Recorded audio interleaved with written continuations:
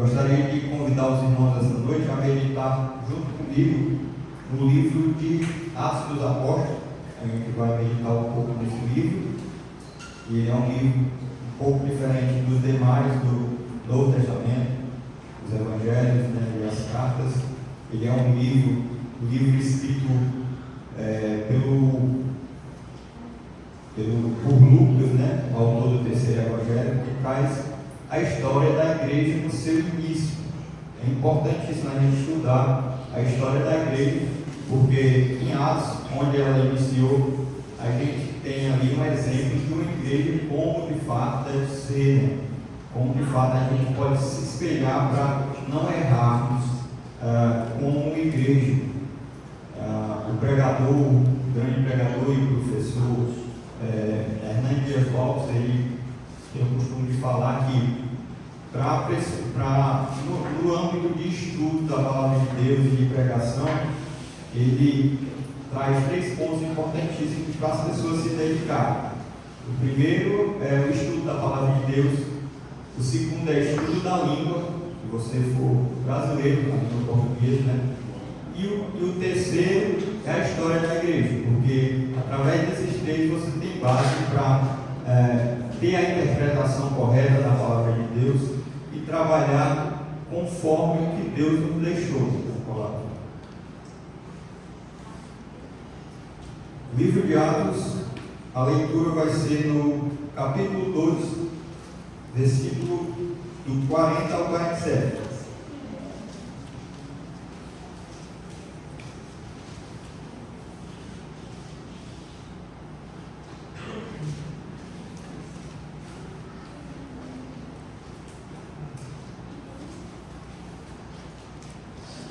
Os irmãos que acharam as Bíblias, também o Levi já colocou aqui no projetor, Atos 2, 40 ao 47. Importantíssimo, irmãos, estudarmos o livro de Atos e vermos lá todos os direcionamentos de Deus para a Igreja Batista hoje aqui em Itarema. A Igreja de Cristo ao longo do tempo sempre foi um exemplo a ser seguido, a igreja de Atos. A leitura, fazer a leitura aqui junto com os irmãos me acompanham aí. Versículo 40. Com muitas outras palavras, deu testemunho e exortava-os, dizendo: salva-vos dessa geração perversa. Então os que lhe aceitaram a palavra foram batizados, havendo um acréscimo naquele dia de quase 3.000 pessoas. E perseveravam na doutrina dos apóstolos, e na comunhão, e no partir do pão e nas orações. Em cada alma havia temor, e muitos prodígios e sinais eram feitos por meio dos apóstolos. Todos os que creram estavam juntos, e tinham tudo em comum. Vendiam suas propriedades, bens, e distribuíam o produto entre todos, à medida que alguém tinha necessidade. Diariamente perseveravam unânimes no templo, partiam o pão de casa em casa e tomavam as suas refeições com alegria e singeleza de coração, louvando a Deus e contando com a simpatia de todo o povo. Enquanto isso, acrescentava-lhes o Senhor dia a dia os que haviam sendo salvos. Amém? Soberano Deus e Pai da eternidade, diante de Ti, Senhor, diante da Tua igreja, Pai, queremos Te pedir, Pai, que nessa noite o Senhor possa estar nos dando esclarecimento, Pai, acerca da Sua palavra, Pai. Amém. Nós tenhamos a Tua iluminação através do Teu Espírito para entendermos, Pai, a Tua palavra, praticar a Tua palavra, guardar a Tua palavra, Pai, que é o mais importante. Não sou digno, Pai, de ter a honra, Pai, de falar da Tua palavra, mas a obra é Tua. Eu sou o mais indigno entre os irmãos que aqui estão, assim eu penso, Pai. Mas a obra não é minha, Senhor, é do Senhor, Pai. Abençoa-nos, Pai, essa noite, Pai, e nos dá o direcionamento. Assim que eu te oro e te agradeço, em nome de Jesus. Amém. Contextualizando, irmãos, a leitura, a gente vê aqui nos primeiros versículos, versículo 40, né? Aqui finalizando a pregação de Paulo lá no dia de Pentecostes. Ele estava lá junto com os outros apóstolos, né? E desceu o Espírito Santo, teve a descida do Espírito Santo. E assim, muitas pessoas falaram das vindas e tudo que os irmãos já conhecem. Eu acredito que esse seja um dos textos mais pregados aqui na igreja nesses últimos 2 anos. Vira e mexe, sempre alguém está pregando. Além do pastor, mais alguma pessoa sempre traz Atos 2. Mas não tinha como deixar de ser, porque a gente vê aqui nesse livro ensinamentos muito claros e importantíssimos para a igreja ao longo do tempo, assim como eu disse na introdução, ao longo do tempo e atualmente. Esses ensinamentos são atuais e eu creio que enquanto Jesus não voltar, esse livro deva ser pregado, deva ser alvo de meditação de todos os cristãos. E aqui em Itarema não poderia ser diferente, por isso eu venho trazendo mais uma vez esse texto, e gostaria que os irmãos acompanhassem comigo. Temos aqui Pedro, finalizando o sermão lá no dia de Pentecostes, e a gente vê ali que ao final do sermão, aqui no capítulo, no versículo 41, ele termina a pregação e a gente tem um relato que quase 3.000 pessoas se converteram. 3.000 pessoas foram acrescidas no povo de Deus. Amém? Amém. Muito bom, né, irmãos? É maravilhoso ouvir um relato desse. E essa é a nossa missão esse ano aqui em Itarema. Não vou dizer o número quem sabe é Deus, mas a nossa missão é evangelizar o máximo possível para que muitas pessoas se convertam. E você já acha que é o suficiente? É só se converter? Amém? Tá certo. Então, irmãos, o que a gente vai meditar essa noite, que não adianta só pregar, não adianta só levar a palavra e depois ir embora. A gente vê situações, a gente vê na internet, né? Pessoas que saem aí pregar sem um destino, aí ele prega e vai embora, a pessoa até se converte, mas não tem um discipulado, não tem um acompanhamento, e logo essa semente não frutifica, né? Se não chegar mais alguém para dar esse suporte, né? E a gente vê que Pedro pregou, quase 3.000 pessoas se converteram naquele momento, mas o texto não acaba aí.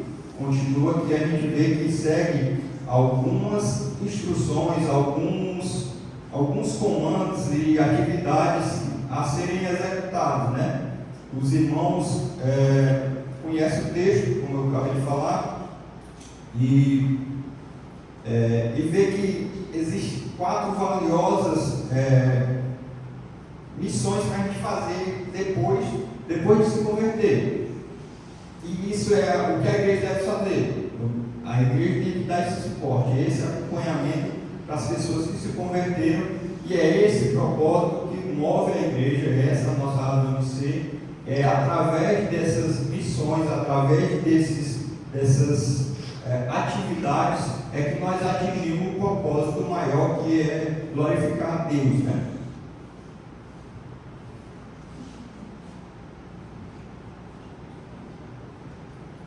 Aqui a gente tem como exemplo aqui no versículo 42, a perseverança na doutrina dos apóstolos é uma das coisas que devem ser observadas. A comunhão, o partir do pão e as orações. Pronto. E essas 4 coisas aqui, que eu, como falei, que muita gente já ouviu pregar aqui na igreja, o pastor Marcos inclusive, são importantíssimos. E a gente percebe através disso que esse conjunto de tarefas engloba uma coisa que a gente pode entender como uma formação de uma unidade. É algo que traz um englobamento com um propósito específico. a gente via que os irmãos, eles viviam unidos, eles viviam com um propósito, eles viviam em unidade. E todos, a gente vê aqui no versículo 44, todos que creram estavam juntos e tinham tudo em comum. Quer dizer que tudo que eles tinham, compartilhavam, a gente vai ver ao longo do texto, eles compartilhavam, não se achavam uns melhores do que os outros, e assim era uma forma de trazer o diferencial da igreja para o povo da época. O povo se admirava, a gente vê lá nos versículos logo mais à frente, que a sociedade naquela época se admirava dessas características do povo de Deus. Prosseguindo aqui, e Deus, conforme isso ia acontecendo, os irmãos louvavam e os irmãos partiam o pão, Deus ia agregando à igreja os que Ele havia de salvar. E agregava, e chegava as pessoas e a igreja ajudava no agregamento. Não sei se a palavra é essa, mas as pessoas iam sendo agregadas à igreja, não ficavam só de qualquer jeito, ou só participando de uma oração, de um culto, ou coisa do tipo. Essas características menores e essas características gerais nos levam até a pensar em um tema para essa mensagem de hoje. O que eu pensei foi uma unidade, a unidade que agrega. De ver a questão da unidade no início, compartilhada do pão, a perseverança na doutrina dos apóstolos, a oração e tudo mais, é uma unidade. E ao final de tudo, a gente vê que Deus continuava acrescentando pessoas a esse grupo, né? Ou seja, agregava pessoas. Então, a unidade que agrega. Nesse sentido, podemos destacar características dessa unidade que agrega. Eu queria destacar alguns pontos aqui e queria iniciar com a doutrina dos apóstolos. É a mensagem. Primeiro ponto que eu queria destacar para os irmãos. A doutrina dos apóstolos é a mensagem. Lembro-me aqui da primeira aula de EBD, agora desse ano mesmo, que o pastor trouxe um ensino acerca do propósito e a missão. Os irmãos que estiveram aqui lembram, né? Ficou bem claro. Cujo ensino, resumidamente, era que o propósito era um alvo maior, um alvo a ser atingido, e a missão era as atividades que você precisava fazer até chegar, até alcançar esse alvo, ou até alcançar esse propósito. Né? Quando consideramos que fazer a vontade de Deus é o propósito da igreja, aí nós temos a missão. Ou seja, primeiramente vem o propósito. Quando temos o propósito, aí nós temos a missão. O contrário não pode ser feito, mas essa é a forma de se pensar. E qual é o propósito da igreja? É cumprir a vontade de Deus. E como é que a gente cumpre a vontade de Deus? É cumprir também a missão. E aqui a gente vai ver um pouco sobre a missão. A missão da igreja é cumprir o ID, né? Os irmãos sabem que lá em Mateus 28 ou em Marcos 15, cadê os jovens? Marcos 15, 16, tá ligado?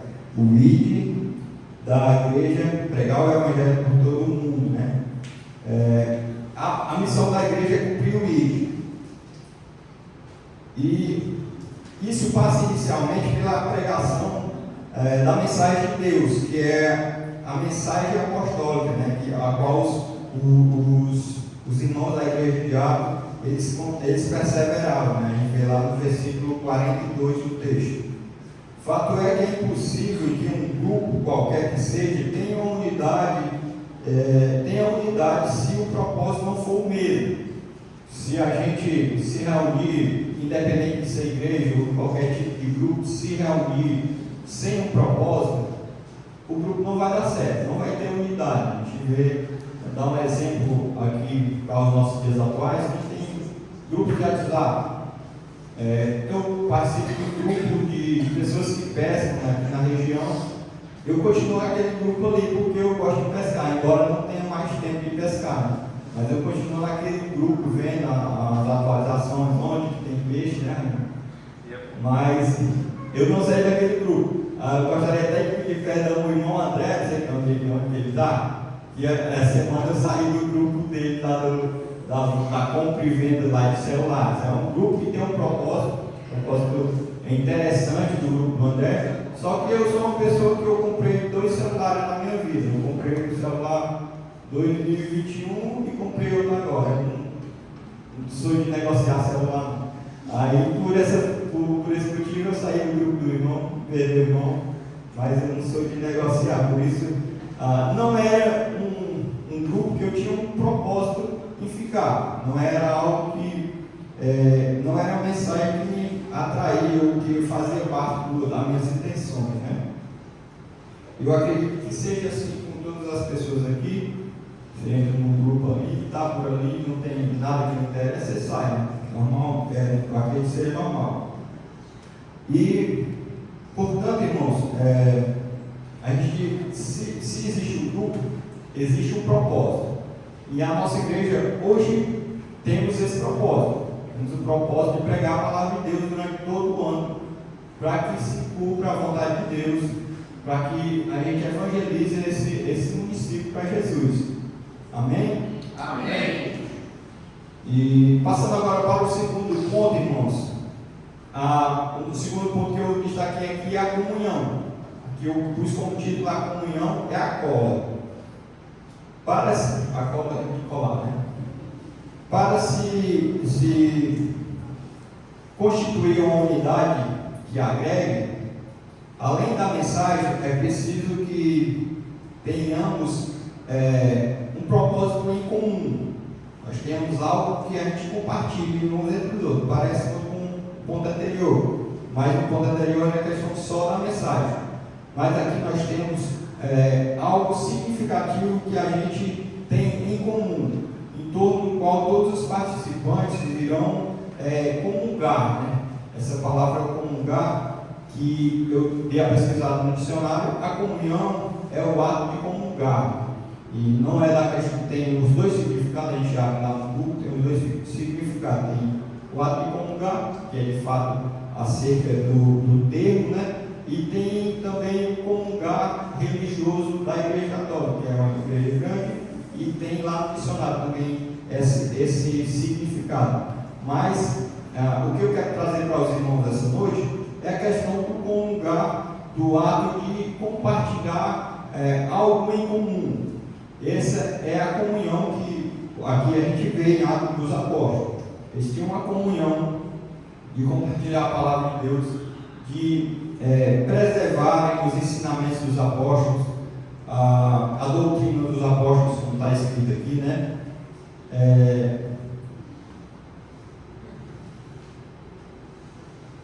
E o propósito geral dos irmãos lá em Atos dos Apóstolos era glorificar a Deus, como o nosso propósito atualmente, o propósito da igreja, aliás, ao longo de todo o tempo. Esse é nosso alvo de comunhão, esse é o nosso ponto em comum. E lá em Atos dos Apóstolos já existia essa comunhão por esse propósito. E até hoje é o que a gente tem que nortear nossas vidas, nortear a nossa forma de agradar a Deus, de fazer a vontade de Deus, de comungar com os irmãos, assim como diz o significado da palavra. Isso, a comunhão não é apenas se reunir e tal, porque você é crente e tal, mas tem que ter um propósito de louvar a Deus, de glorificar a Deus na comunhão. O terceiro ponto, irmãos, que eu queria trazer é a oração. A gente vê lá no versículo 42, né? Todos esses pontos que eu destaquei, eles estão descritos lá no versículo 42. Primeiro foi a doutrina dos apóstolos, segundo a comunhão. Agora eu vou trazer a questão da oração. A oração como a ferramenta. A oração, ao longo de toda a Bíblia, a gente vê a oração como uma ferramenta por todos os homens de Deus e mulheres de Deus, por todo o período histórico bíblico, né? Até chegando Jesus, até chegando esse pessoal aqui de Atos, né, eles tinham uma oração como uma ferramenta. Tive lá no início, né, que Abraão orou para livrar os justos lá de Sodoma e Gomorra, para livrar lá seu sobrinho Ló, né? E Deus livrou Ló. Vocês irmãos conhecem a história, livrou a filha de Ló, a esposa não foi livre por conta da escolha dela. Ela olhou para trás e virou a estátua de sal, né? Então, Abraão orou, Isaac também orou, porque Raquel era infértil, né? E Deus ouviu a sua oração e deu 2 filhos a Isaac, Esaú e Jacó. Jacó também orou para que Deus o livrasse da ira do seu irmão Esaú e que o recebeu com alegria após a oração de Jacó. Davi também orou. Aliás, Davi era alguém, como é que eu posso dizer? Alguém dedicado, alguém religioso. Ele orava 3 vezes por dia, quando acordava, no período da tarde, antes de dormir, ele sempre estava orando. É muito comum a gente ver nos livros as orações de Davi. Orou por conta do filho que estava enfermo e tudo mais. Também usou a oração como ferramenta, Davi. E o próprio Jesus também, em muitas passagens do Evangelho, a gente vê Jesus orando a Deus. Né? Tem muita gente que imagina por que Jesus, sendo Deus, ainda orava a Deus, mas ele nos deu exemplo. Né? Inclusive, uma das orações foi o Pai Nosso, que todos conhecem, foi um exemplo que ele deu de oração, mas ele orou também no Getsemane, antes de ir para o destino final, né? A questão da crucificação. Ele orou na cruz também do Calvário, e ele orou também junto com os apóstolos depois da sua ressurreição. Ou seja, né, os irmãos veem que a oração é uma ferramenta para o cristão. É uma ferramenta para o que crê em Deus. Desde lá do Velho Testamento até hoje, não foi diferente em Atos dos Apóstolos, e também não é diferente aqui para nós, Igreja Batista de Itarema. Eu louvo a Deus pela vida do pastor Marcos, que já é o 2º ano que ele coloca no início do ano o propósito de oração. Os irmãos vêm e oram aqui durante a semana. E eu tenho certeza que das orações do ano passado, acredito que todos os alvos foram atingidos. E vocês creem que esse ano os alvos de oração que foram lançados aqui, né, foram trazidos aqui para o altar do Senhor nesse período de oração, irão se cumprir ou não? Amém! Irão se cumprir. E eu louvo a Deus pelo pastor Marcos por tomar esse propósito. Estamos aqui em um culto de oração, acabamos de orar. Não deixe de ser, irmãos, uma ferramenta atual e eficaz para o cristão em todo o período da história, e para nós e no futuro certamente ainda será a oração uma ferramenta para o cristão e também uma ferramenta para que a Igreja de Deus mantenha essa unidade que agrega, que eu venho falando hoje. Amém.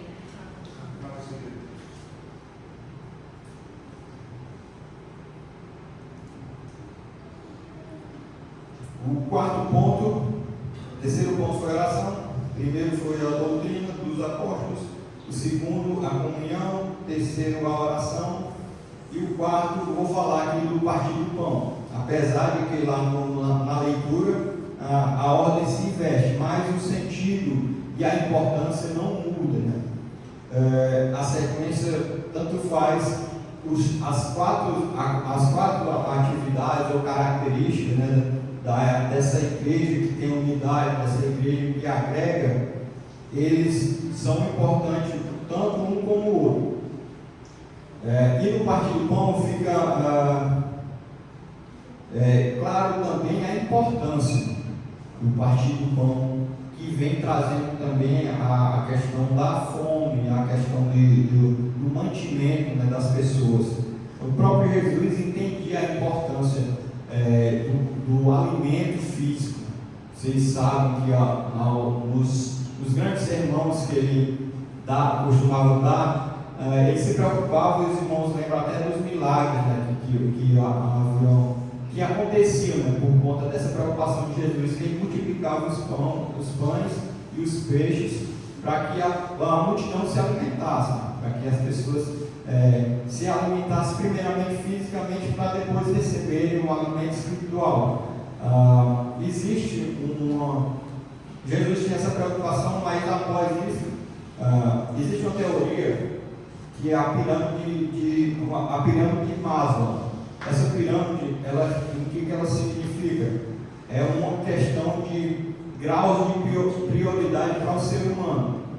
A pirâmide de Maslow, o nome é esse, ela nos diz que a gente tem, dependendo da nossa necessidade, a gente tem prioridades. Por exemplo, se você está afogado, você embora você esteja morrendo de sede, você quer respirar, você não quer beber água.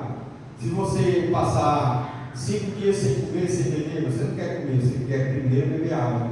E Jesus já tinha esse entendimento antes desse cara trazer a teoria, né? Porque você sem alimentação física, sem a saúde, você não vai ter cabeça, né, para entender uma palavra que seja direcionada a você, por conta de que você está com essa decadência física, e você está sem concentração e tudo mais. E a gente entende, a partir daí, o relato que a gente vê aqui no versículo 42, que tinham partido do pão, e a gente vê também repetindo no versículo 46, que diariamente perseveravam unânimes no templo, partindo o pão de casa em casa, e tomavam as suas refeições com alegria e singeleza de coração. Vocês acham que essas duas menções ao partir do pão, a questão da alimentação, não tem uma importância que a gente deva tomar a nossa atenção? Com certeza tem, né? E a gente vê isso na prática, inclusive hoje, quando a gente tem o partir do pão, aí com o irmão David sempre trazendo uma refeição, aí a alegria é certa. E também a gente vê essa questão quando a gente faz uma ação social.